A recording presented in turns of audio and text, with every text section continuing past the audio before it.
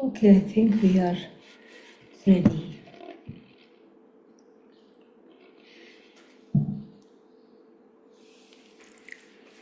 Om Sahana Bhavatu Sahanau Bhunaktu Saha Viryam Karavavahai Tejasvinavadhitamastu ma vidvishavahai. Om Shanti Shanti Shanti.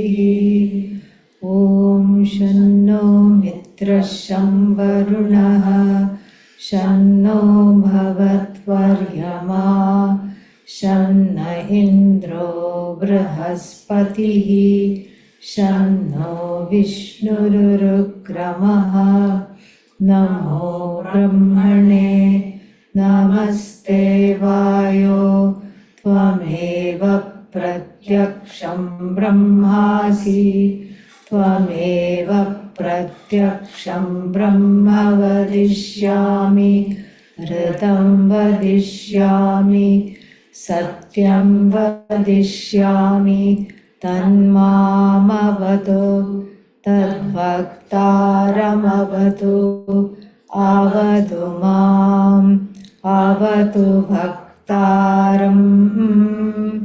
Om Shanti Shanti Shanti. Last time we saw, when was last time? 7 months ago.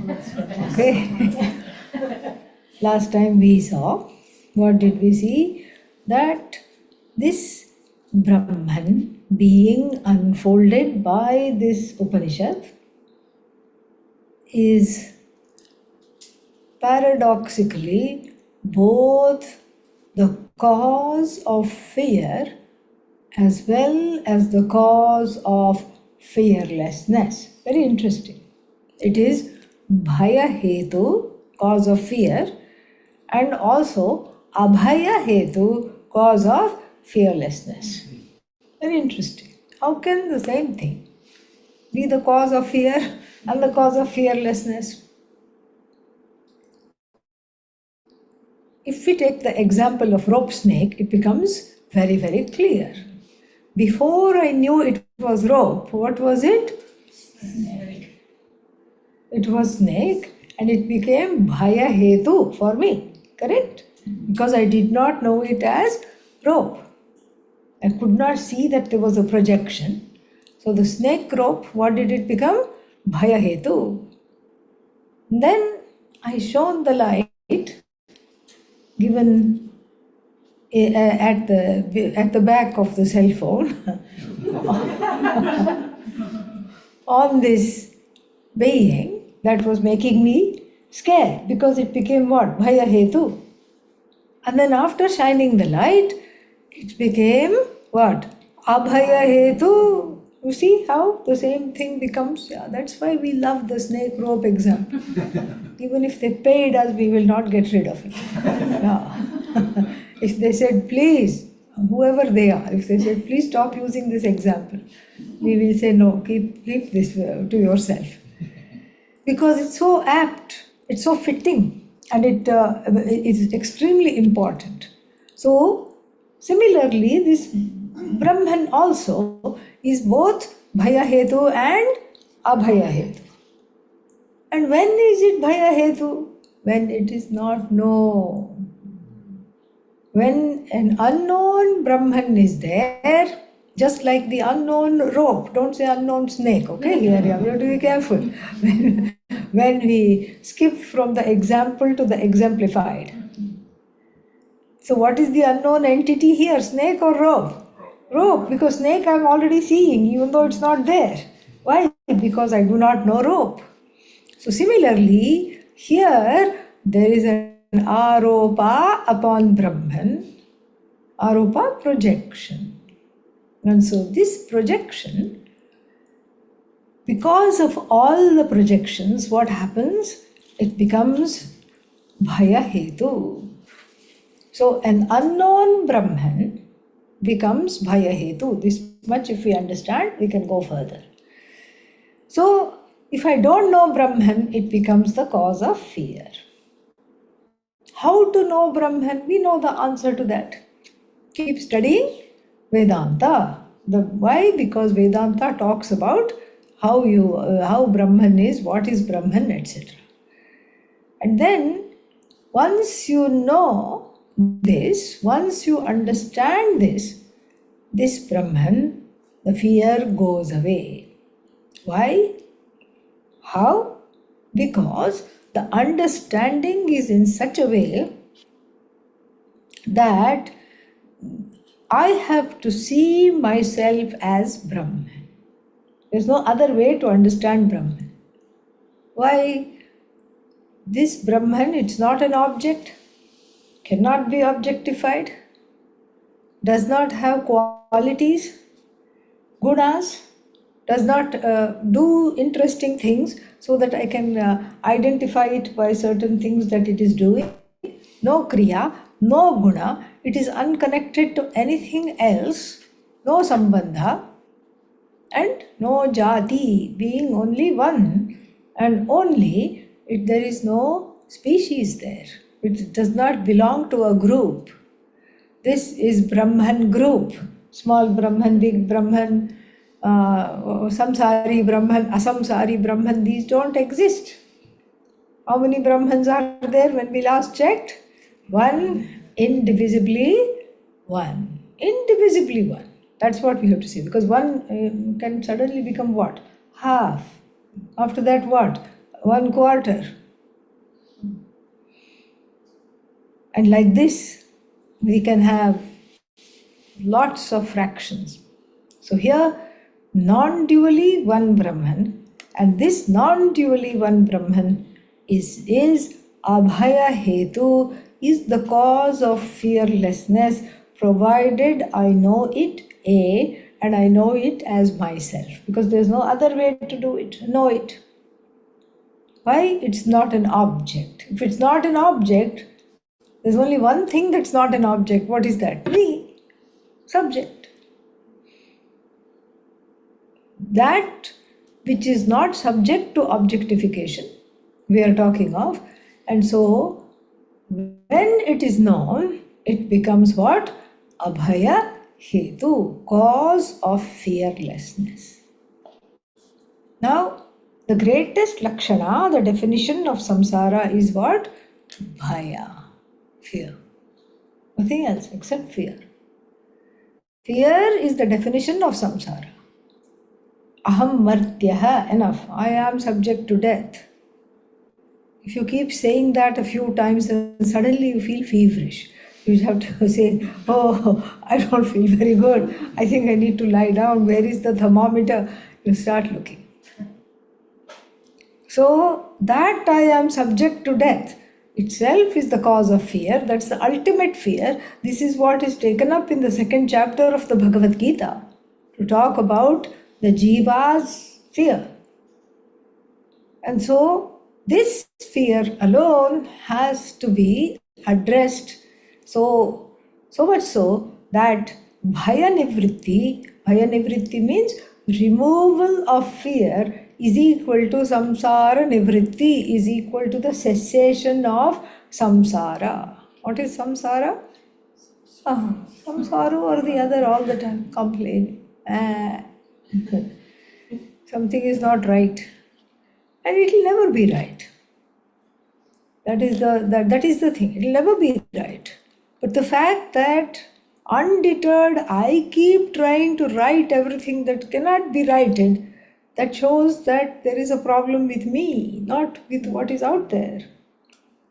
I keep writing people. Either I keep writing them, R-I-G-H-T, or I keep writing them off. That is also there. W-R-I-T-I-N-G. So I keep with people also, there is this fear, there is this diffidence, hesitation. With objects, of course, there is fear. With things I don't have, there is fear. Why? Because it's not mine. And so if it belongs to somebody else, it's a cause of fear because I don't have it. The anxiety, the fear is connected to ragadvesha. The fear is connected to yogakshema. Yogakshema means gaining what I don't have and retaining what I have. So that's what yogakshema, technical definition. So if I don't have, and there is anxiety that I can't gain what I don't have. I don't have the wherewithal. I don't know how to do this. I don't know how to go about it. There is anxiety. What if I don't get it? What if I don't get it? What if I don't get it? Don't worry, you will get it. Oh no, what if I get it? So either way, there is anxiety. There is fear of success. There is fear of failure. There is fear of getting something. There is fear of not getting something. And then having got something, oh, maybe I'll have fearlessness in samsara. Not possible. Why? Because what is the second definition? Yoga and kshema. What is the definition of kshema? Retaining what you just got. Fine, you can't take it. You have to, do things to it. So you buy something expensive like a house, and then immediately you set up what? Alarm. Yes. And then it will scream at you only because you forgot the key and tried to enter through the window. So it will scream at you only. And so the alarm is there to protect the house. And the money which you have earned is in the bank, and it also has to be protected, strangely enough, not just from people, but also from itself. Yeah, that's what is called inflation. And everything has to be protected. And there is a scampering to gain things in the world, and then there is a scampering to protect everything that has been gained. Then you fall out of love with people, objects, situations, events, etc. And then you have worked very hard to gain those things. Now what do you want to do? Run far away from those situations and people as fast as you can. Getting rid of things, also not easy. Some people are like ticks, they don't let go. They don't let go. Why? Because one time you promised them, yes, we'll be together all our life, life after life after life. And so they won't let go. You have been there, done that, you are over with this situation. But no, they will not let go. And certain objects also, they seem to follow you from place to place. People follow you from place to place, situation to situation. And hence, when we say gaining things that I don't have and retaining things that I have is the definition of yoga and kshema, we have to add getting rid of things I do not want, that I have accidentally accrued. I worked for it, but now it is meh, M-E-H. It's a relatively new word, yeah. It's boring, yes. It's very boring. Don't want it. And then, as though this is not enough, we have to add to the pursuit of yoga kshema one more thing, keeping at bay things I never wanted and cannot handle. Like what? Wrinkles. And then grey hair, if you have hair, that is. If you don't have hair, one less thing to worry about. You have vairagya. For shampoo and grey hair, vairagya has come. But if you have hair, all these things you have to worry about. So many things that are there, and sickness.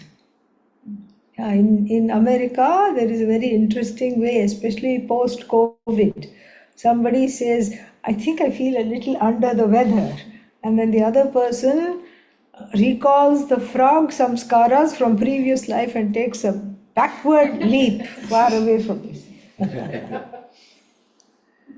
And whatever germs had to come, they have already come, because you were standing close up till now. But just in case they haven't come, what does the person do? Jump back. Yes. I used to find it very funny. Because in India, if somebody says, I'm feeling sick, oh, you poor thing, what do you need? Shall I bring you some soup? Shall I do this? But here you say, okay, it's like, stay away. Kshema. This is also kshema. Keeping at bay, getting rid of things I have accidentally got, which I don't want, and then keeping at bay certain things I never wanted and never should have. Death, disease, all these things. And this constitutes a person's whole life. Now, as far as one is mired in yoga kshema pursuits, then Brahmajnanam, the knowledge of Brahman, does not sound very interesting. There is no pull to study. There is no pull to sit with this teaching. There is no pull to be transformed. There is no pull to be fear-free. Why? Because there is no belief that this can really free me of the fear. There is no belief. Shraddha is not there. Shraddha means trust. There is no trust. Why? Because the hopelessness is so much. So there is a kind of a fear there, and the fear has an overlay of disenchantment, apathy, hopelessness, and it's all just buried, suppressed. It's a suppressed fear. That's why the Upanishads work very hard to make this shoka, sorrow, and bhaya, fear, the two main things that need to be removed, the two main hallmarks of what we call samsara, a life of constant becoming something or the other. These are the two things, fear and sorrow. And why fear and sorrow? Because actually we should do raga, dvesha, kama. Kama, it should be kama nivritti, because it should be freedom from desiring is what is the definition of liberation, moksha. So why doesn't the Upanishad focus on making us free of desire? Why does it focus on making us free of fear and free of sorrow? The answer to this is that if you tell somebody, study the Upanishad and you will become free of desires, they will become immediately free of desires of studying the Upanishad. That's what they will do. They say, I don't know, I don't need this, I don't want this. Because what I like desiring things. So, but that's getting you into trouble. Doesn't matter, it's getting me into trouble, not you. Why are you bothered? It's me. So you don't have to worry. And people want to be born again. That's another thing. One life somehow with great difficulty they led, or rather it was led for them. They just went from one pursuit to another pursuit, and then what will they say? Oh, samsara is not so bad, is it? Maybe I can be born again. Will you also be born again and teach me in the next life? That is what teachers are asked sometimes. So, we have here the ragadvesha removal. Nobody wants. Strong preferences, do you want to get rid of? No. Strong prejudices, do you want to get rid of? Absolutely not. Or out of politeness, they'll say yes, but they don't mean it. And then if you say, would you like to get rid of all desires? No. Why? Because I liked it. What else will I do the whole day if I don't have desires?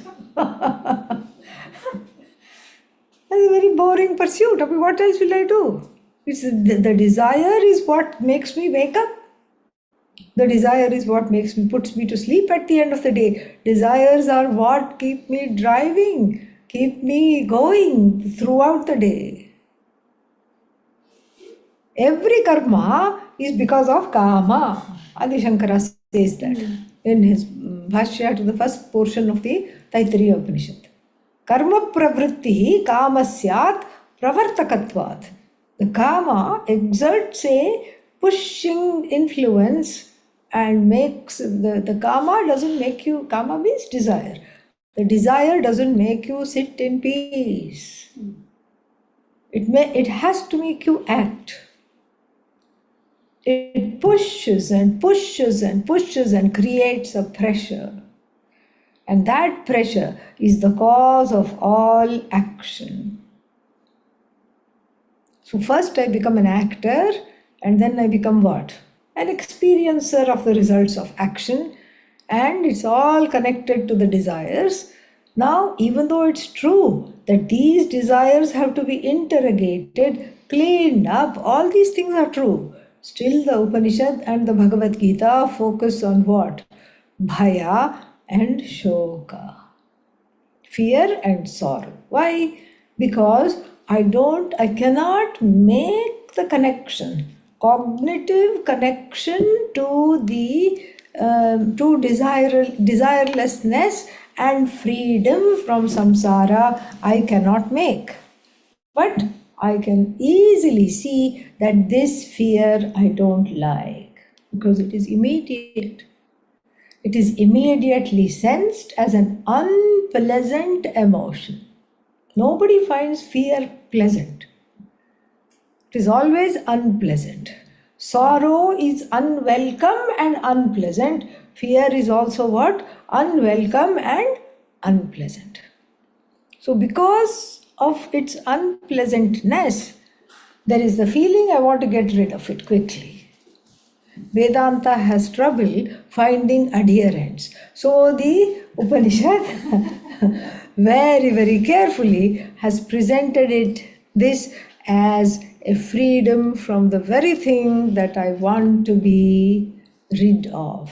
And what is that I want to be rid of? Fear and sorrow. Now, in the Bhashya, it says the following. Speaking of fearlessness, don't get afraid of the Sanskrit, okay? Yeah, because we will explain everything, no problem. So here it says that Bhaya Bhaya Hetutvat Avidushaha Asti Tad Brahma. This we have already explained. Brahman is both Bhaya Hetu and Abhaya Hetu. Abhaya Hetu for who? Vidushaha. Vidushaha, sixth case, Abhaya Hetu. For the Jnani, the one who knows the truth of oneself, Brahman becomes the cause of fearlessness. That agent which the knowledge becomes the agent through which this fear is removed. Avidushaha Brahma. What is Brahman? Bhaya Hetu. For the one who doesn't know, what is that? It becomes a fearful proposition. An unknown thing is always the cause of fear. An unknown Brahman is the cause of fear also. A known thing cannot be the cause of fear. This is logic. Very, very logical. So he says, then further he says, Sadvastu ashrayena hi abhayam bhavati. How did this person means who? The person of self-knowledge, the jnani. How did this jnani get the freedom from fear? This is very beautifully explained. You see, we use so many words. Adi Shankara uses one word, and to explain that one word, we need 10 words. Sad vastu ashrayena. By taking recourse to, meaning studying about what? Sadvastu. Sadvastu means the only thing that can be characterized as existent. What do you mean the only thing that can be characterized as self-existent? Look at this room. So many existent things are there. There is an existent pot somewhere over there, and then there is a existent computer, there is an existent mic, there are existent bodies, there is an existent ceiling, there is an existent floor, and all these things are existent. So what do you mean if you take recourse in that which is existent, you will be free of fear? Now I have taken recourse to the computer, I have taken recourse to all these things, but I'm not fearless. Somebody can say this. Then for that we say that that which is self-existent. We have to add one self there. Sad vastu, sad means existence, all right. Vastu means entity. That entity which is existent in and of itself without leaning on something else. The whole world is leaning on something else. You think about this. This is very, very fascinating. Like the dominoes, the cards which are like that, each one leaning on the other. You pull one, disturb one, what happens? All of them fall down. Ringa, ringa roses, they all fall down, Everybody falls down. Because this is what the Jagat is. The Jagat is interdependent existence, dependent existence, enjoyed by the likes of all objects that can be named. Anything that can be named has, has finite existence. So the existence of anything in the Jagat is finite, time-bound. And that which is finite and time-bound is not what? Me. How do you know? Well, because it's in keeping with not wanting to die. That's why. Very simple. It's in keeping with not wanting to die. The desire to not want to die is not a cultivated desire. So it was already there. And it's not just there in the human being, it's there in every single, even the small mosquito has the desire to live forever. It is also afraid of death. The desire to be all the time is there. It's an inbuilt desire. That's why it bites when you are not looking. And in a shady place which is not well lit. So if your hand is here, it will bite underneath. It will not go here. If it bit here, it will become immediately, what will it become? It will gain moksha. Yeah, with the other hand, you are going to make it gain instantly moksha. It knows. So even the mosquito has this desire to live forever, to be free of death, to want immortality, and then what to talk of the human being. So the desire to be free is equal to the desire to be not afraid of death, is to want immortality. And so what am I here when I look at the truth of myself after cognitively keeping aside everything that is finite, starting with the body? Finite or infinite? Finite. Finite, yeah. And then mind. Oh, faster the answer will come than the body. Mind is definitely finite. Yesterday it was fine, today it is finite. And then senses, finite. And then what else? Status of being an actor, a doer, finite. Status of being an experiencer, finite. And then all the other occupations that one has. Teacher, doctor, engineer, retired person, all that is what? Finite. Man, woman, gender, finite. Anything in between, that's also finite. Everything is finite, finite, finite, finite, finite, except for the one that says everything is finite, finite, finite. The one that makes the observation that everything is finite is what is infinite. If I were not infinite, I could not be pronouncing everything as finite. You think about this. This is very, very important. And so, this sadvastu ashrayena, Let us look at that phrase again. Sadvastu ashrayena. Ashrayena means taking recourse to, taking, surrendering to, and seeing, taking refuge in. All these things are there in the word ashraya. Sadvastu, there is also a footnote here. What is the footnote here? Patha Bheda is there. Ashrayane, Sadvastu Ashrayena or Ashrayane, same thing. So it could be seventh case or third case, they are just telling us. In certain, sometimes the brahmacharis, they had to copy this, the novitiates. And so in olden days, they did not have Xerox and scanners and taking photos of pages with the phone, all that was not there. So, and it had to be inscribed on these palm leaves, and it was very laborious. And so sometimes the novitiate would fall asleep, and so that's why they are a little lazy. So that's why we have some missing things or different renditions. All the ancient texts have that.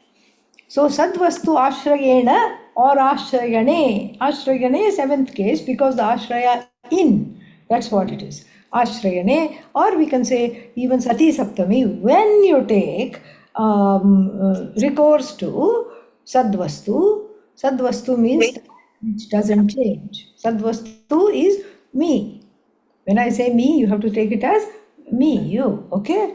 So, Sadvastu is yourself. And this Sadvastu, this unchanging Sadvastu that is you, has that alone has to be relied on. You need to know what to catch hold of. If you're catching hold of a lot of nonsensical things, time-bound things, everything you're catching hold of, and then you say, oh, there goes Brahman, Sadvastu, I'm going to catch hold of that too. You can't do that. You can't do that. Why? Because the hands are full, simple. Because the mind is full. The pursuit is a very exclusive pursuit, and the reasons will be given very quickly for that. It's an exclusive pursuit because the pursuit of Sad as myself, as that the source of eternal, non-changing existence as myself, is completely oppositional to the pursuit of things in time. You can't say I'm going to have time and timelessness. In one hand I'm going to have time, in the other hand I'm going to have timelessness. It cannot work. So therefore it's an exclusive pursuit, because Sadvastu, that which is the source of all existence, namely yourself, Atma, Brahman. How can I be the source of all existence? Let's think about it. All the names and forms, who gave all the names to the forms? It was you. No, it was my great-grandmother. Doesn't matter, it was still you. You means Jiva. All the names to the various forms, who has cognized the forms? I have, as a sentient being. The only source of sentient is I. Everything else is insentient. So the sentient one is looking at the insentient world. The eternal one is looking at the finite world. And the Sat, the one that is not subject to negation, is looking at an eminently negatable world of names and forms. And so therefore, we have to see that I am unlike everything else that I objectify. I am not one with everything. I am not on the same order of reality.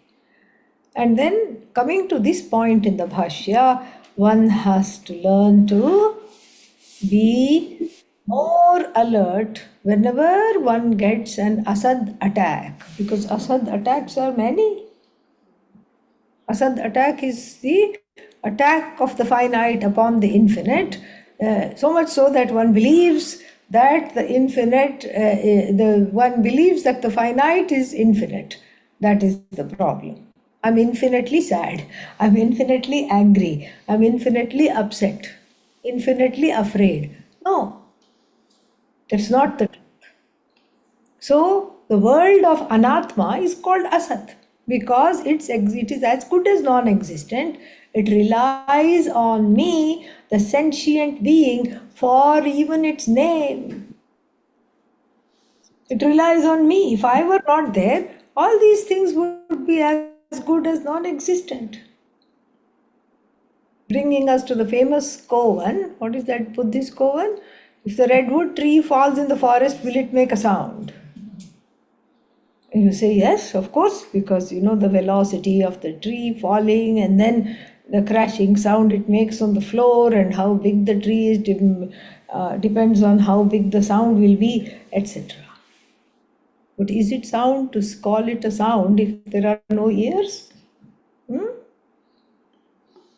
So even to call it sound, I am the cognizer of sound, I am the cognizer of silence, and so therefore here the I am the unchanging nirvikari vastu sadvastu. I am not subject to any kind of modifications and I am self-existent. How do you know you're self existent? Ask yourself the question I always ask, which is what? Are you here? Am I here? Ask yourself. If the answer doesn't come, please see me after class. That's all we have to say. What else to say? Answer will come. Yes, I'm here. You don't have to ask anybody. You don't have to look in your phone to see, okay, am I here? What does the phone say? Hey Siri, am I here? You don't have to do that.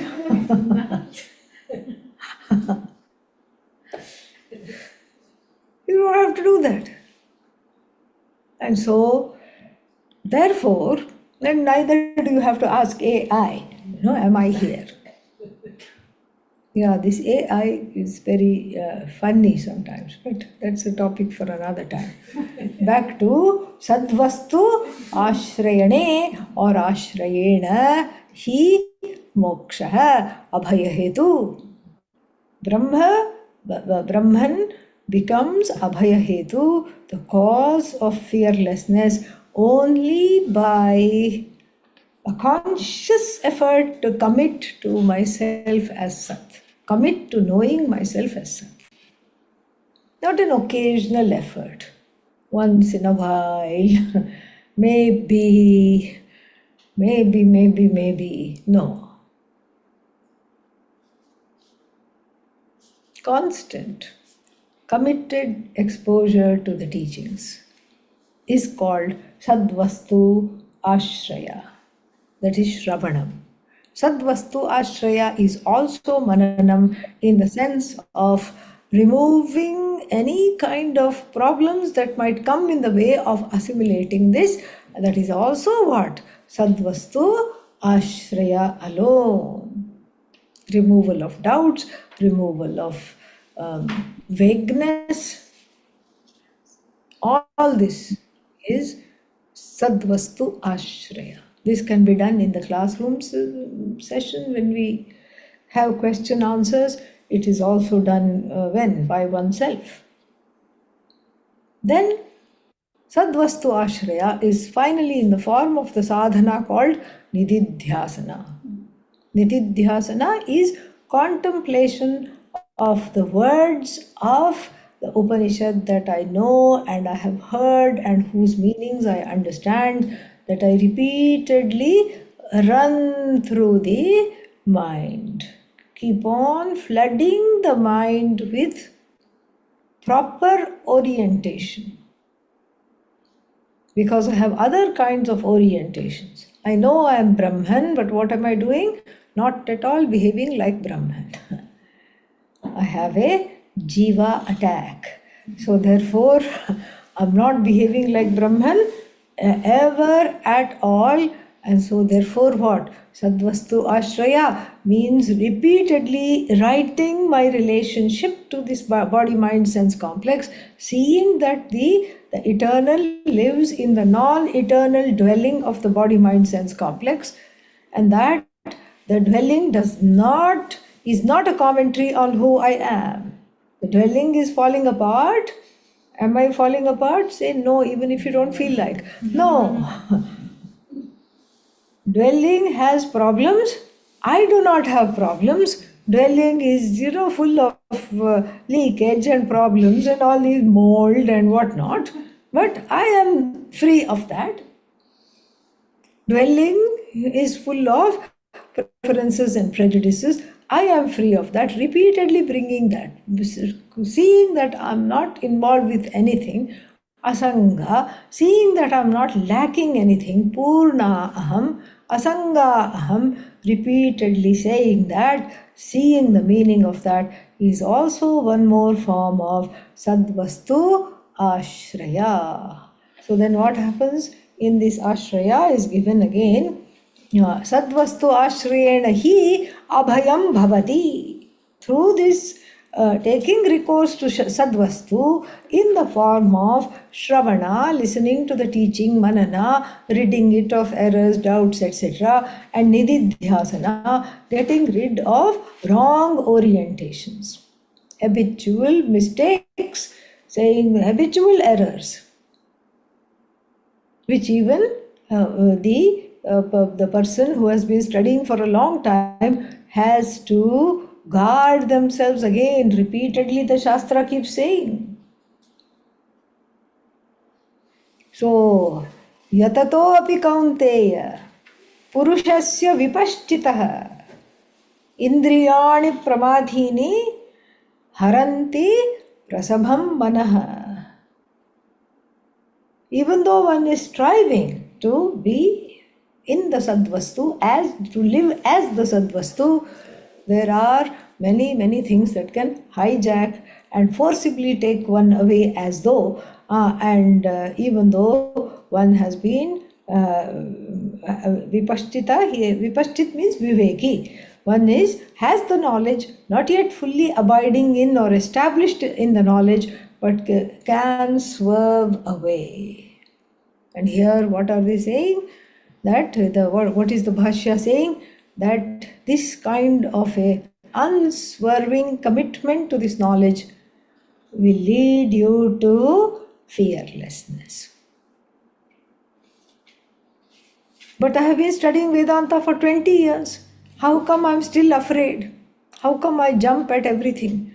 Well, those 20 years might have been spent in asadvastu ashraya. So, therefore, sadvastu ashraya here is talked about. And then he says, na asadvastu ashrayane or ashrayena. Na means not when I hold on to things that are again holding on to other things. Na asadvastu ashrayena bhaya nivrittihi upapadyate. Upapadyate is gained. Na upapadyate is not gained. What is not gained? Bhaya nivrittihi, freedom from fear, is not gained by holding on to things that are already holding on to other things, which are already holding on to other things, which are already holding on to other things. The ancient example is that of a man trapped in a flood. And then he prayed and he said, send me something that I can hold on to, because I'm tired of thrashing around in this water. My limbs are tired. I'll have to stop swimming and go glub, glub, glub. Don't want to do that. Send me something. A log, something that looked like a log, came floating by. Oh, thank you, God, he said, and grabbed it. And he had a strange surprise when it grabbed him back. It was a baby bear that was flowing downstream. Okay? And so, asadvastu ashraya is like that. You grab it thinking it will give you some comfort, and it catches you and imprisons you. This is why Abhaya Nivritti or Abhaya Hetu, Brahman doesn't become Abhaya Hetu for people who are mired in Asat, Anatma, the changing world of objects, names, and forms cannot give comfort for too long. Initially, they may be comforting, but after a while, you understand that everything goes away. All union is until the parting takes place. And so, therefore, he makes it clear, Adi Shankara, that Asad Vastu cannot be the cause of Bhaya Nivritti. Then he asked the question, Katham Abhaya Hetutvam. So then how can I get fearlessness? What is the cause of fearlessness? Iti uchyate. Listen. And then he quotes the mantra. Yada hi eva eshah etasmin adrishye anatmye anirukte anilayane abhayam pratishtham vindate. So when can I get fearlessness? When I am completely with yada. Yada means, let's just look at the mantra first. Yada, when he eva, when indeed eshaha, this person. Who is this person? The seeker. This seeker, etasmin means prakritam brahmani. Prakrite brahmani, in this Brahman, which is what? Adrishye. Adrishye means not subject to sight, not an object for sight. And then anatmye. Anatmye means, the two ways you can take it. That which doesn't have an atma means it doesn't have another truth governing it. That is one meaning. The second meaning, anatmye, means that which does not have a body. Asharire. So, anirukte, what was the first word? Etasmin adrishye anatmye. And then anirukte. Anirukte means that which categorically cannot said to be, what is that? The nirukte means that which can be categorically said to exist. Anirukte, that which cannot be said to exist. So that which is the truth of everything, that which cannot be described through words, and then anilayane, that which is not located anywhere. When one has understood this, when one abides in this Brahman described by these 3-4 adjectives, then abhayam pratishtham vindate. Two meanings are there also, we will see that. So let us look at this in detail. This is the mantra. When the person takes recourse to Brahman, which is not an object, which does not have form, which does not have any kind of modification, which does not have a place, a location, then atha saha abhayangato bhavati, meaning the person becomes totally free of fear. Meaning there is only one way to know this Brahman. How? As myself. There is no other way to know this Brahman, because this Brahman is synonymous with I. Okay? And then why is it like this? Why should I give up everything else? Because you're really not giving up anything else. The feeling is I have to give up. But really, what is there to give up? It's all Brahman anyway. See, is the gold giving up the ornaments? Does the gold have to give up the ornaments? Do the ornaments have to give up the gold? No. It's all one. And this oneness, when I know, then everything is an ornament. I am the gold. So everything is non-separate from me. That's the idea. Everything is totally non-separate from me. And so just like the gold is not afraid of ornaments. Can the gold be afraid of ornaments? OMG, what is that? This is the rebellion of the ornaments. They are coming to get me. No. Not possible. It is itself alone. So it is that same gold is in the form of the ornaments. The ornaments are gold, but gold is beyond the ornaments. Gold is not subject to becoming the ornament. Ornaments are non-separate from gold, of course, and the jnani understands that all names and forms, even the inimical ones, even the frightening ones, even the sorrowful ones, are non-separate from myself. Not only knowing that, but then knowing that is one thing, but then leading the life in accordance to this knowledge, seeing everything and everybody as one with oneself, then only this fearlessness, this total fearlessness comes. There is a relative fearlessness that was described earlier that you gain from knowing that Bhagavan is everything. So you first Ishvarize the universe and then you understand that Ishvara is nothing but you. This Bhagavan, you see everything as God, and this God is non-separate from you. And so here, all this is explained very, very beautifully. Yada hi yasmad eshaha sadhakaha. Not a jnani here, sadhakaha. Because the person is yada, means when the person gains this knowledge. So until they gained this knowledge, what were they? Sadhaka. An aspirant, a spiritual aspirant.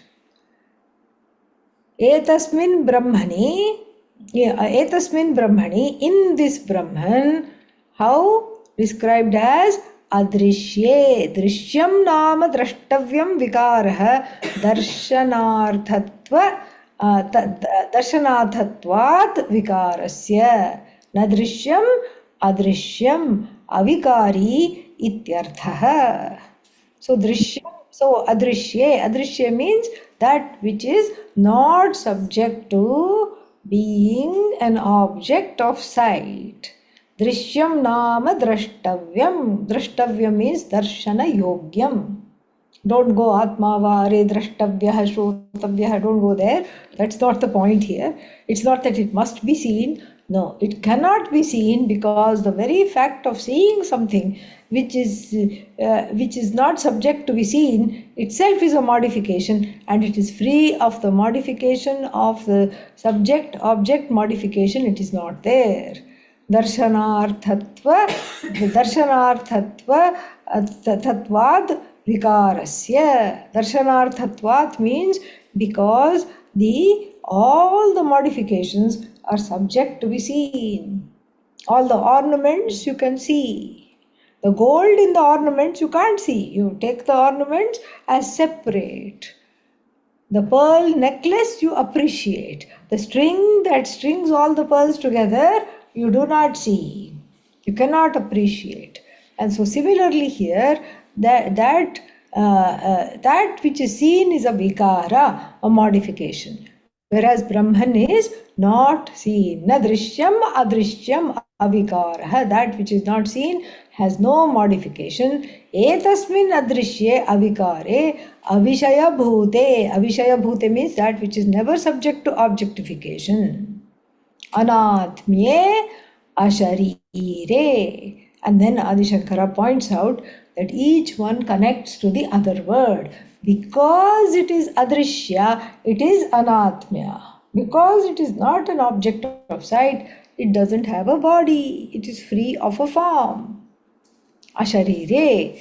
Yasmad adrishyam tasmad anatmyam. Yasmad anatmyam. Because it has no form, tasmad aniruktam. Aniruktam here means that which cannot be described with the help of words. Now you are telling after the end of 1 hour. You talked for 1 hour and now you are saying they cannot be described through words. Directly, okay, yeah. Here, what are we doing? Describing it indirectly and describing it as you. That's different. That which cannot be done, which is not the direct object of the words, is called anirukta. How? Very beautifully, Adi Shankara says, Vishesho hi niruchyate. Only thing that can be described are adjectives in the language. Vishesha, something that is blue, something that is yellow, green, tall, short, big, small, fragrant. These are all Visheshas. These can be described categorically. You can say, this is the scent of rose. How do you know? I know this. Why? Because this is a fragrance that through previous experience I can tell that this is the scent of rose. So this rose scent alone I can understand as uh, as definite.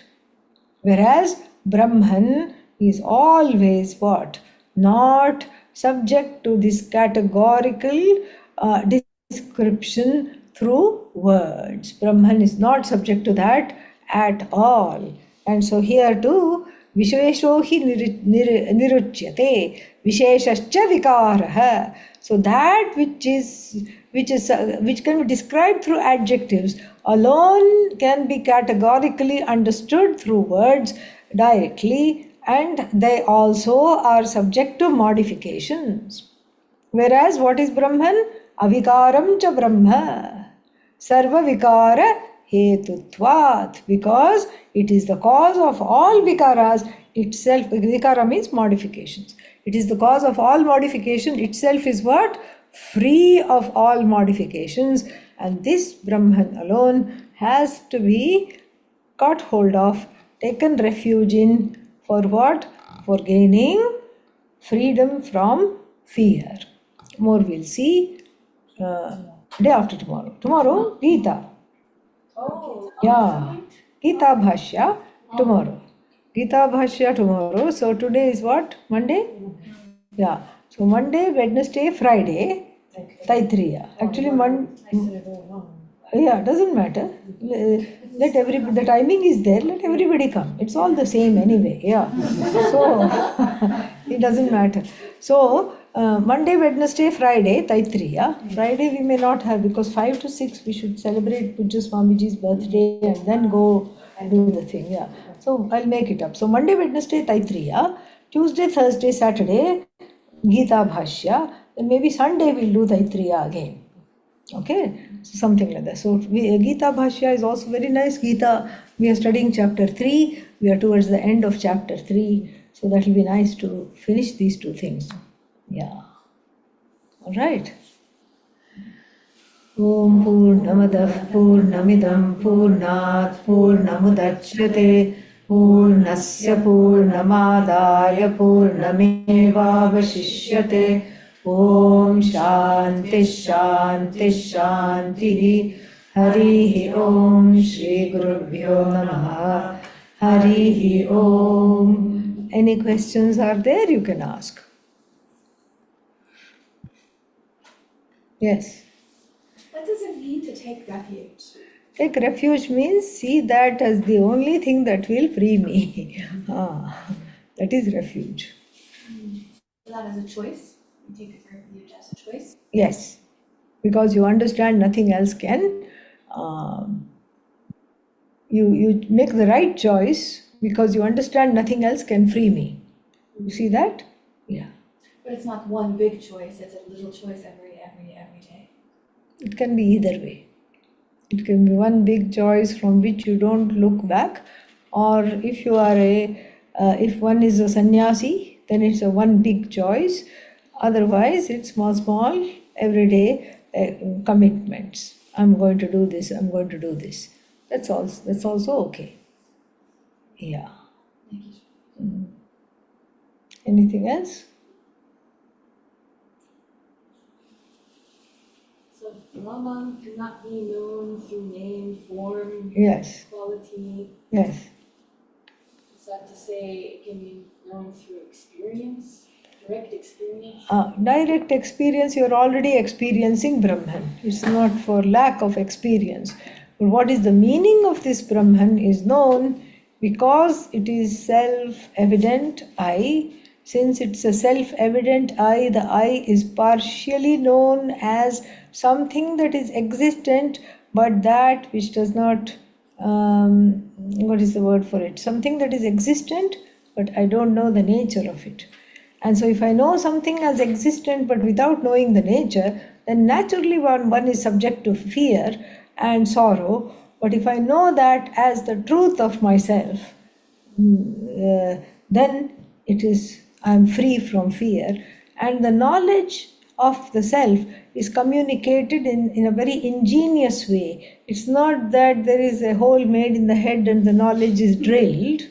It's not like that. It is the wrong associations and the wrong identifications are removed.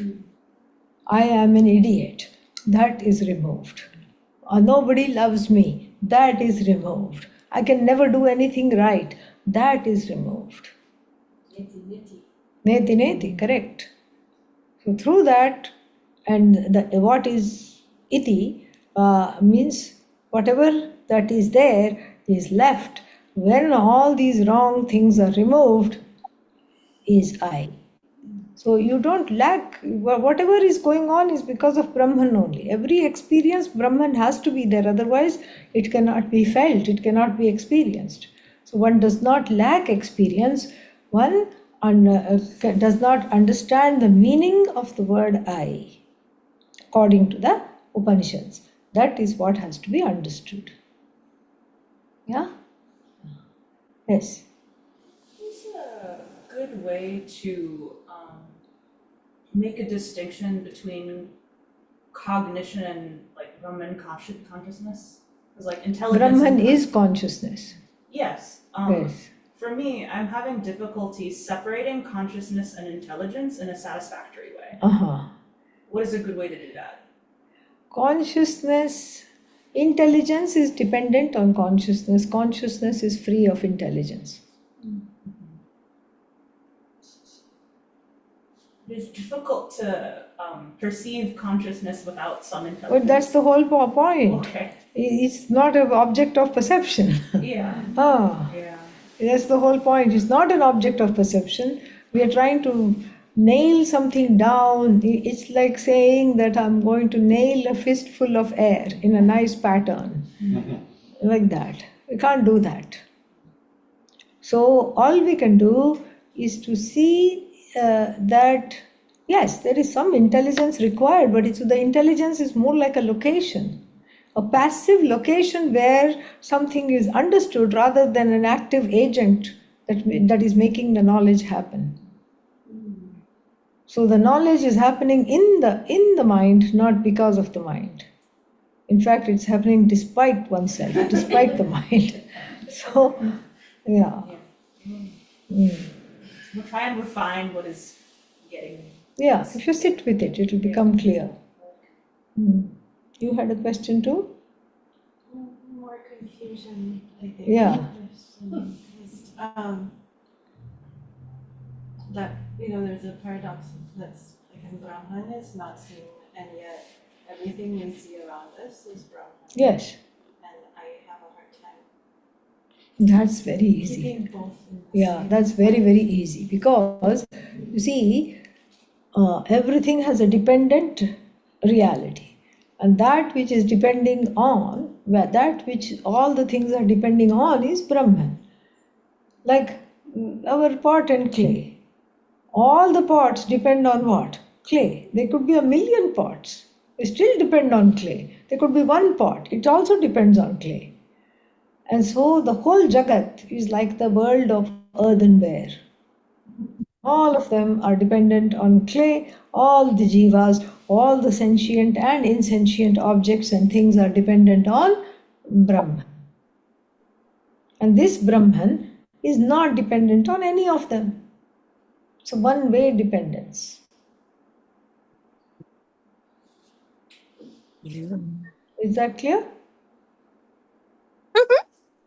Sit with it, it will become clear. Okay? Yeah. All right.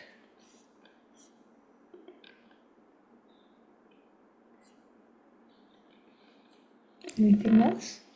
Okay. Oh, question. One more question. Yes? I am just finding it difficult because I know this is like all me, you know, and then everything that's going on is just a creation of that illusion. But I'm finding myself finding it difficult not to be overwhelmed by the things that I find that are very disturbing that are going on in the world Yes. and not taking it personally. Yeah. How to not take things that are happening in the world personally, and how to not be affected by them. And not have real ragas about it. Yeah, how you will have ragas about it. It's not that you won't have raga about it. Raga will be there, but you also have the ability to override the raga. That is the idea. To override the raga dvesha, the ability is given along with the raga dveshas. The free will is given to override the raga dveshas, and so on the relative level, I think people have started to pray a lot. Okay, so that is good. That is, Pujya Swami used to tell one joke that two people went to heaven. One was a very devout man. He was just always praying and teaching other people shlokas and everything, Hari Katha, all these things he was sharing. And because of his godliness, he got a nice bungalow in heaven and townhouse in heaven. And then he was very happy. He was just, and then of course, having a human mind, he looked around and outside was this huge, you couldn't, without moving the head, you couldn't take in this big mansion, a palatial mansion. He says, oh, this person, I only taught about the life of Rama, Krishna and all these things. This person, whoever is there, must have also taught Vedanta. Let me go greet this person. Whoever is there is a great soul. Ding, ding, he goes and rings the bell. And then the person opens the door and then he finds that it's the neighborhood mafia fellow. His heart goes into his stomach and gets digested also because he's so upset. He has this sinking feeling. And he was like, oh, whole life I have been vegetarian. Whole life I have not done anything that I should not have done. Whole life I have just, against my will, been kind, been compassionate and been striving. And what I get is a measly townhouse. And look at this idiot who is just, terrorized the entire neighborhood. And he gets to live in a palatial mansion? How is this even possible? I demand to see Indra, the king of heaven, right away. He's taken to Indra. And he says, is everything okay? Yeah, your coffee maker works. Everything is okay. Yeah, everything is okay. I'm not worried about the coffee maker. I'm interested in who made this arrangement here. Do you know who this fellow is? Yeah, but our records show that he brought a lot of people to God. What? I did that. You didn't do anything. When you taught, half the people were asleep, and then they were all. You were preaching to the choir basically. They were all elderly. They were all spiritual, and they were just, they just came because they didn't. The house was full of noise of the grandchildren, so they came to the temple to rest, and then nodded off. What did he do? Whenever he came out of the street, everybody said, oh my God, oh my God, oh my God, oh my God, and started to pray. And so you see, he has brought a lot of people to God, and that's why he's in this bungalow. Okay? Yeah. So the moral of the story is how to overcome difficult times, whatever it is. Samashti prarabdha. We are going through this together. So many things we are going through together. COVID was another example of samashti prarabdha. Everybody is in it together. Nobody is spared. And we had to experience the lockdown. We had to experience the masking all the time. and we have to experience, looking suspiciously at one another. And every 6 months go and get one jab, okay? And so keep getting vaccinations. All these things we had to experience. This is also a kind of a continuation of that alone. Everything is like that. So in the samashti prarabdha, collective prarabdha, samashti prayers, collective prayers work. So we pray and we take sadvastu ashraya, because sadvastu doesn't ill-treat, sadvastu doesn't go bad. So first we take recourse to Ishvara, then we take recourse to Vedanta. Vedanta does not change the world. It changes me to be able to handle the world. That is what I want.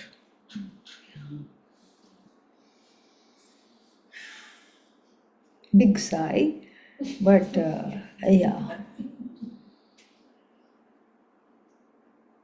Okay? All right. Let's have some prasad. Where are those cupcakes? They looked good. I'll distribute that. And that maybe? Here, right here.